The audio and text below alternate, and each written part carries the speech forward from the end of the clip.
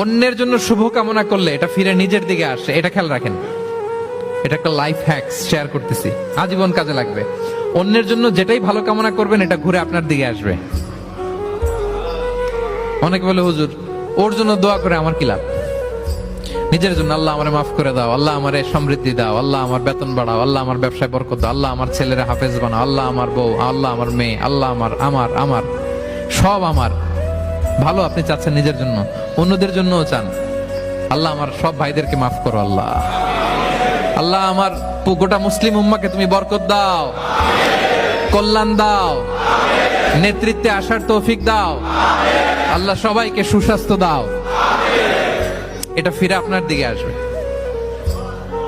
অন্যের জন্য শুভকামনা বহুগুণ বৃদ্ধি হয়ে নিজের দিকে রিটার্ন করে। বিষ্ণু সাল্লাল্লাহু আলাইহি ওয়াসাল্লাম এটাই বলেছেন, মা মিন আবদিন মুসলিমিন ইয়াদউ লিআখিহি